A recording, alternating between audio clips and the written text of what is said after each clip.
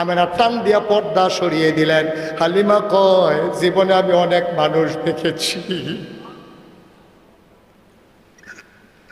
জীবনে আমি অনেক বাচ্চা দেখেছি, খোদার কসম এমন সুন্দর বাচ্চা আমি জীবনে আর দেখি না। এটা কেমন বাচ্চা, কি সুন্দর তার নাক, কি সুন্দর তার চোখ, কি সুন্দর তার কপাল, কি সুন্দর তার গায়ের রং। চোখ বন্ধ করে বাচ্চাটা ঘুমায়, আমি অবাক বিস্ময়ে তাকিয়ে আছি। আমি মনে মনে ভাবতেছিলাম, আমি তো তারে দেখি, সে তো আমারে দেখে না।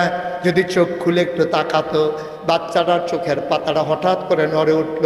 আমার মনে হইল চোখের পাতা তো নয়, যেন মৃদু মন্দ বাতাসে ফুটন্ত গোলাপের দুইটা পাপড়ি দুল খাইতেছে।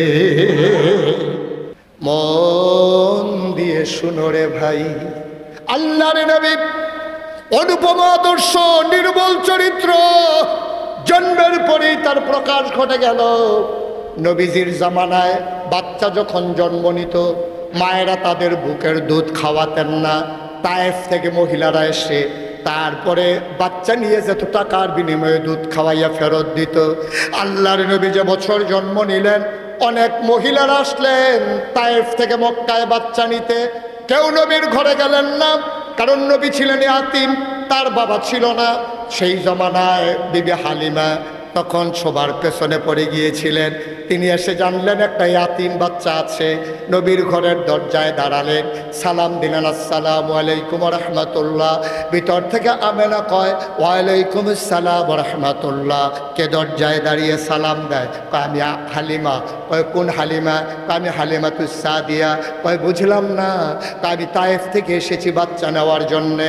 এবার আমেনা কান্দে আর কয়, হালিমা, কত মানুষ সকাল থেকে গেল, উটের পায়ের শব্দ শুনলাম, বাচ্চার কান্না শুনলাম, কেউ আমার ঘরে খবর নেয় নাই। তোমার বুঝে মায়া লেগেছে? আহলান সাহলান মারহাবা, মোস্ট ওয়েলকাম, আমার ঘরে তোমাকে স্বাগতম।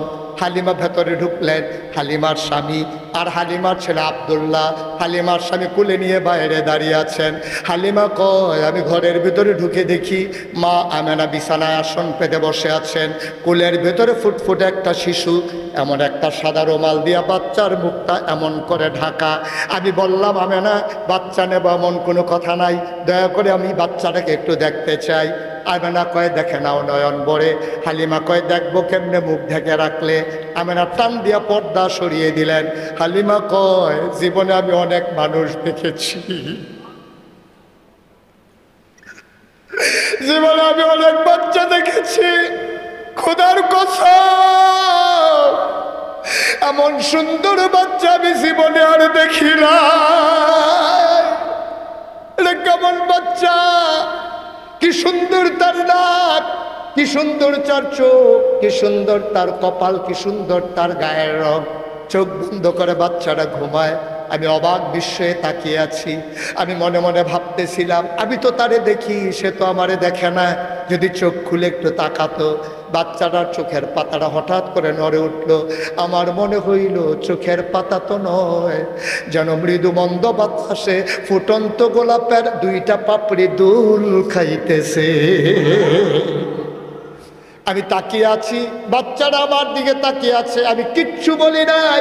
হঠাৎ করে দেখলাম ছোট্ট মোহাম্মদ ঠোঁটের কোণাটা একটু বাঁকা হয়ে গেল, মুচকি একটা হাসি দিল। হাসির সাথে সাথে আমার মনে হইল আমার কলিজাটা যেন দুইটা ভাগ হয়ে গেছে। আমি দৌড়ে ঘরের বাইরে গেলাম। আমি স্বামীকে বললাম, স্বামী, ওরা যদি একটা টাকাও না দেয় এই বাচ্চা ফেলে আমি যাব না। হালিমার স্বামী ডাক দেয়া কয়, মন চাইলে নিয়ে নাও। আমি দৌড়ে গিয়ে বললাম, আমেনা, বাচ্চাটা দিয়ে দাও। আমেনা কইটা কিন্তু আজব বাচ্চা, খিদা লাগলেও কাঁদে না, ঘুম পাড়াই দিলে নড়ে না, কোনোদিন কোনো দুষ্টামি করে না। সাবধান সাবধান, আমার বাচ্চা তোমার কাছে আমানত। শুনো শুনো হালিমা, একদিনের কথা শুনো। আমি বাচ্চাটারে ঘুম পাড়াইয়া হাম্মামে ঢুকেছি গোসলের জন্যে। হঠাৎ করে দেখলাম, শুনলাম কে যেন নড়েচড়া করে। আমি জানালা খুলে তাকিয়ে দেখি আমার মোহাম্মদ হাত পা ছুটতেছে। কোনোদিন এই কাজ হয় নাই, সে ঘুমায়, কিন্তু আজকে হাত পা ছুঁড়ে খিলখিল করে হাসে। আমি অবাক বিস্ময়ে তাকিয়ে রইলাম, ও করে কি? আমার মনে পড়ে গেছে জন্মের পরে কোন গাছের ফুলও কিনে দিতে পারি নাই, কোনো খেলনা কিনে দিতে পারি নাই। আমার চাঁদের টুকরার সন্তান কোনোদিন আদর করে কিচ্ছু দিতে পারলাম না। আমার আক্ষেপ দূর হয়ে গেছে। আমি তাকাইয়া দেখলাম আকাশের দিকে সে হাত ছুড়ে, আর আমার আল্লাহ দয়া করে আমার মুহাম্মদের জন্য আকাশের চাঁদ আর আকাশের তারাগুলা খেলনা বানাইয়া তার হাতের নাগালে পাঠাই দিছে। এই নবী তোমার আমার নবী, অনুরোধ আমার। আমি ইন্ডিয়াতে প্রোগ্রাম করতে গিয়েছিলাম কয়েক বছর আগে। সেখানে দেখলাম যে একটা সুন্দর একটা মন্দির। ওরা বললো হুজুর মন্দিরটা দেখতে মন চায়। আমরা দেখে নিই বাইরে থেকে। গিয়ে দেখলাম মন্দিরের সামনে দরজায় লেখা যে আপনি জুতা নিশ্চিন্তে খুলে আসুন। খুব খেয়াল করে শুনেন, মন্দিরের সামনে লেখা আপনি নিশ্চিন্তে জুতা খুলে আসুন। এটা মন্দির, এটা মসজিদ না, এখানে জুতা চুরি হয় না। আমার বুকটা ফেটে গেছে, আমার গাল বেয়ে বেয়ে পানি পড়েছে।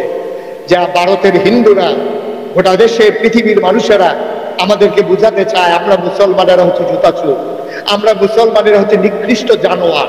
আমরা হয়ে গেছি ওয়ালাহুম কুলুবুল লা ইয়াফকাহুনা বিহা ওয়ালাহুম আয়ুনুল লা ইবসিরুনা বিহা ওয়ালাহুম আযানুল লা ইয়াসমাউনা বিহা উলাইকা কাল আনআম বাল হুম আদাল। আমরা জানোয়ারের চাইতে নিকৃষ্ট হয়ে গেছি। তাইলে মন্দিরের দরজায় লেখা থাকে আপনি জুতা বাইরে রেখে আসুন, এখানে জুতা চুরি হয় না, এটা মন্দির, এটা মসজিদ না। তাইলে আবার মুসলমান বিবেককে জিজ্ঞেস করো, বাইতুল মুকাররমের মসজিদ মালসামানার জন্য ওই ইমাম সাহেব একামতের পরে ঘোষণা দেওয়া লাগে আপনার মালসামানা জুতা সামনে রাখুন, অর্থাৎ চুরি হয়ে যেতে পারে। তাইলে হিন্দুরা গ্যারান্টি দিতে পারলো যে এই মন্দির, এখানে জুতা চুরি হয় না। আমার শতকরা 92 জন লোক মুসলমানের দেশে আমার জাতীয় মসজিদে আমার মুসল্লির জুতার গ্যারান্টি আমি দিতে পারি নাই। ঠিক কিনা বলে?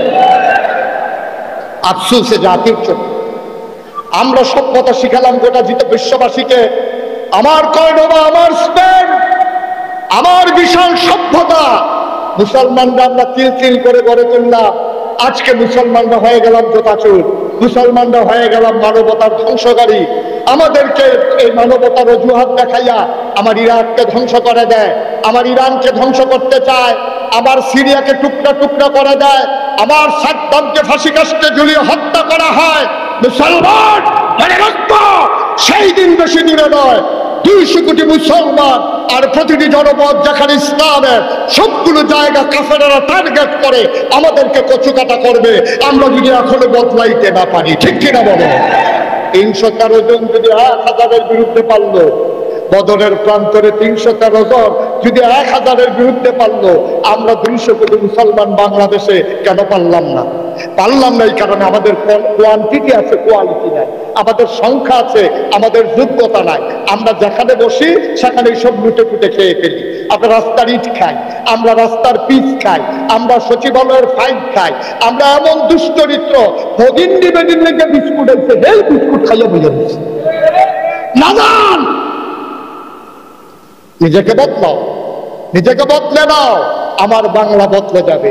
আর এই বদলানোর জন্য যিনি মডেল, যিনি আদর্শ, তিনি নমুনা, তিনি নবী মুহাম্মদুর রাসূলুল্লাহ সাল্লাল্লাহু আলাইহি ওয়াসাল্লাম। বেশি বেশি করে নবীর জীবনী পড়ো, বেশি বেশি করে নবীর জীবনী পড়ো। এই রবিউল আউয়াল মাসে আসুন আমরা শপথ নেই, নবীর সিরতকে আমরা জীবনে ধারণ করে আমরা ঈদে মিলাদুন নবীর ওই সেই প্রথম দিনে যেদিন জন্ম হয়েছে সেই দিনের কথা মনে করে 12 মাস যেন ইসলাম ভুলে না যায়। জশ্নে জুলুসের মাধ্যমে আমরা যেন ইসলামকে আটকে না ফেলি। একদিনের আনন্দের মাঝে ইসলাম যেন সীমাবদ্ধ না থাকে। শুরুতেই বলছিলাম দিনের 24 ঘন্টা, সপ্তাহের 7 দিন, মাসের 30 দিন, বছরের 12 মাস, সবটাই হচ্ছে নবীর জীবন আদর্শ বাস্তবায়ন সময়। ঠিক কিনা বলেন? কোন একদিনের সাথে ইসলাম সম্পর্কিত নয়। আসুন সবাই মিলে নিজেদের চেতনাকে উজ্জীবিত করে অটল পাহাড়ের মতো দাঁড়িয়ে থেকে আমরা জানান দিয়ে দেই, আমরা হচ্ছি সেই মুসলমান যারা 1500 বছর আগে 1000 কাফেরের বিরুদ্ধে লড়ে বিজয়ের সূর্যটাকে ছিনিয়ে নিয়ে এসেছিল। আজকে 200 কোটি মুসলমান সভ্যতা, ভদ্রতা, কৃষ্টি কালচার দিয়ে, সততা, ন্যায় পরায়ণতা, মানবতার বিকাশ ঘটিয়ে আসুন সকল শিক্ষা প্রতিষ্ঠান থেকে শুরু করে বাংলাদেশের তৃণমূল পর্যায় থেকে খোদ রাজধানীর প্রতিটি সেক্টরে আমরা ইসলামকে কায়েম করে অনন্য নজির স্থাপন করি। তাহলে আজকের এই আয়োজন সার্থক হবে। ইসলামী ফাউন্ডেশনের সংস্কৃতি বিভাগ যে উদ্যোগ নিয়েছে আমার ভাই তাহলে তাদের কষ্ট পরিশ্রম সার্থক হবে। আসুন সবাই মিলে আমরা দীপ্ত শপথ গ্রহণ করি, আমরা সোনার বাংলা কাগজে পত্রে না রেখে প্রকৃত অর্থেই সোনার বাংলা বানাই। আসসালামু আলাইকুম ওয়া রাহমাতুল্লাহি ওয়া বারাকাতুহু।